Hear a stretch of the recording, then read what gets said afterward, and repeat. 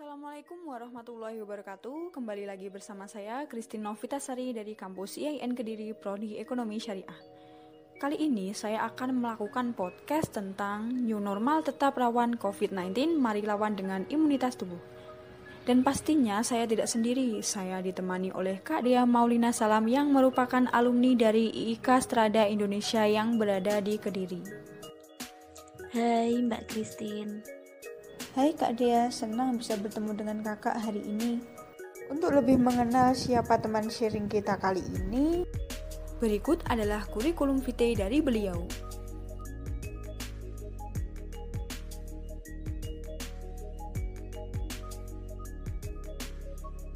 Nah, itu tadi sekilas kecil tentang riwayat hidup teman sharing kita kali ini.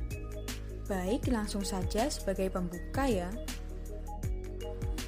Saat ini kebijakan new normal sudah diberlakukan. Begitu cepat memang, tetapi pemerintah menaruh harapan besar dengan ini dapat mempengaruhi perekonomian negara untuk bisa segera pulih dengan tetap memperhatikan panduan kesehatan pandemi COVID-19. Tetapi dalam hal ini masyarakat memaknai new normal dalam sisi yang berbeda, yaitu kembali melakukan aktivitas seperti dulu kala sebelum adanya virus COVID-19 tanpa memperhatikan protokol kesehatan yang wajib dilakukan.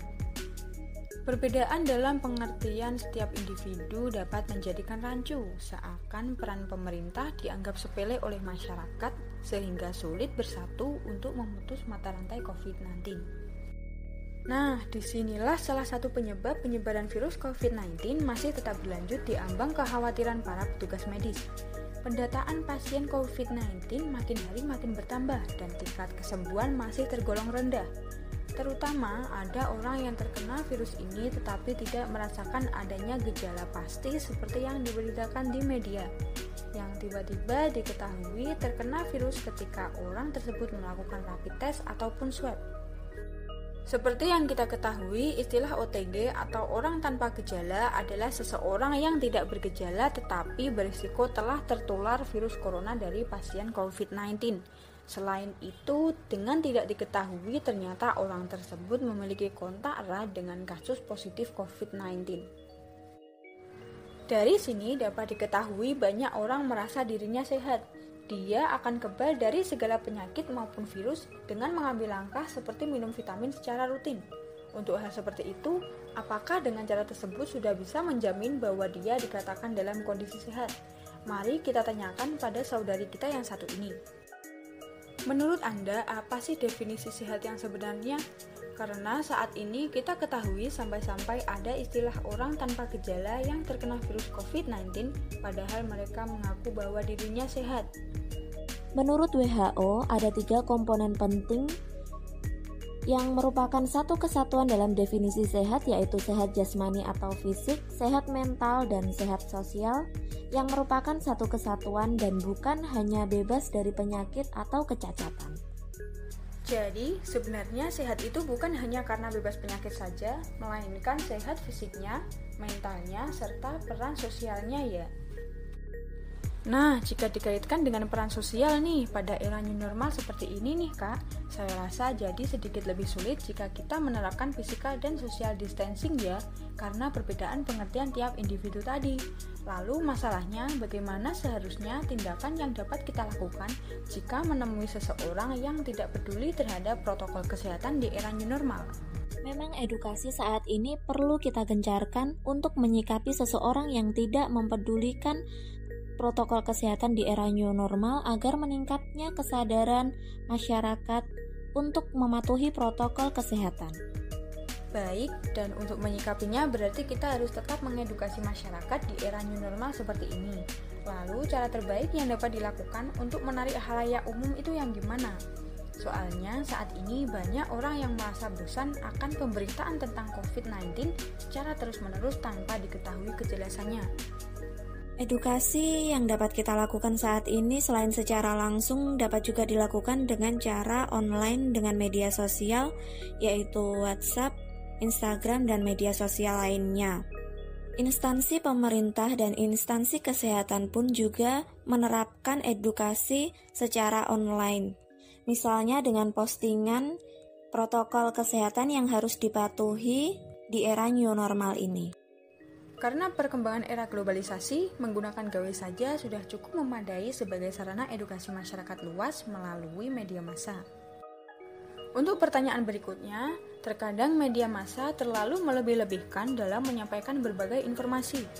Agar kita tidak mengalami kekhawatiran akan yang tidak-tidak nih Kak, di mana kita bisa mendapatkan informasi yang sepenuhnya real tentang COVID-19 untuk menghindari banyaknya berita hoax yang beredar tentang keadaan COVID-19 seperti yang pernah terjadi tidak lama ini. Ya, sekarang ini banyak sekali berita hoax yang kita dapatkan tentang COVID-19. Salah satu cara untuk memeriksa keakuratannya adalah memeriksa sumber informasi penulis. Nah, sedangkan kita dapat mencari informasi tentang COVID-19 itu sendiri melalui situs resmi pemerintah Indonesia untuk COVID-19 serta WhatsApp COVID-19 dari Kominfo dan situs WHO untuk COVID-19. Pokoknya kita harus berpikir kritis tentang apa yang kita baca. Baik, tak jauh dari penyebaran virus, kita kaitkan sedikit pembahasan kali ini pada imunitas tubuh manusia. Virus COVID-19 memang tak jauh memiliki keterkaitan dengan imunitas tubuh. Hal ini dikarenakan yang diserang oleh virus tersebut adalah seseorang yang memiliki imunitas lemah. Perlu kita ketahui, imunitas tubuh itu dihasilkan oleh diri kita masing-masing. Jika kalian tidak pernah berolahraga, sering merasa stres, kurangnya waktu tidur, dengan semua itu kalian menjadi sasaran bagi virus-virus yang bertebaran. Selama kita masih muda, lakukan yang terbaik untuk memenuhi kebutuhan tubuh kalian ya.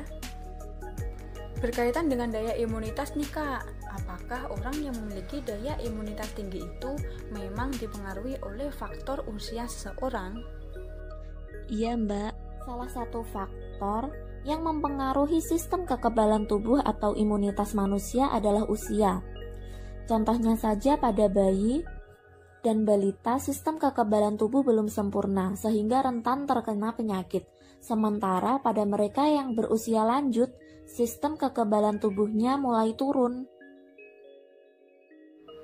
Baik, dari sini dapat kita ketahui pada usia lanjut imunitas tubuh sudah menurun, maka hal tersebut menyebabkan sangat rentan untuk terkena penyakit. Untuk itulah betapa pentingnya kita menjaga imunitas tubuh sejak dini, karena manfaatnya pun akan kembali kita rasakan sendiri dan efeknya pun bisa dalam jangka waktu yang cukup panjang. Nah, pertanyaan terakhir Kak ya, sebagai penutup perbincangan kita kali ini, bagaimana cara agar imunitas tubuh kita bisa tetap stabil selama musim pandemi ini? Beberapa cara yang bisa kita lakukan untuk meningkatkan imunitas atau sistem kekebalan tubuh antara lain mengelola stres dan rutin beraktivitas fisik. Stres yang tidak terkendali bisa meningkatkan produksi hormon kortisol. Dalam jangka panjang, peningkatan hormon ini dapat menurunkan fungsi kekebalan tubuh. Aktivitas fisik rutin yakni 30 menit setiap hari sangat disarankan untuk meningkatkan sistem kekebalan tubuh. Selain itu, vaksinasi, konsumsi suplemen, serta konsumsi gizi seimbang dapat kita lakukan untuk meningkatkan sistem kekebalan tubuh. Baik, cukup mengena sekali tips dari kakak kita yang satu ini. Semoga kita semua bisa menerapkan protokol kesehatan sekaligus menjaga imunitas tubuh selama masa pandemi berlangsung. Syukur-syukur jika protokol kesehatannya tetap dilakukan secara berkelanjutan walaupun dalam keadaan pandemi ini sudah berakhir, karena kebiasaan baik tak harus cepat dihilangkan. Keistiqomahan dalam menjaga kesehatan juga dapat dihitung sebagai ibadah nantinya. Amin. Terima kasih Kak Dea sudah meluangkan waktunya untuk ikut berpartisipasi dengan kami. Informasi dari kakak sangatlah bermanfaat. Iya, sama-sama. Baik, jika ada ucapan yang tidak mengenakan ataupun ada kekeliruan dengan kerendahan hati saya, meminta maaf sebesar-besarnya. Sekian dulu dari saya, Christina Vitasari, pamit undur diri. Sampai jumpa lagi dan wassalamualaikum warahmatullahi wabarakatuh. Jangan lupa like dan subscribe di video ini ya. Terima kasih.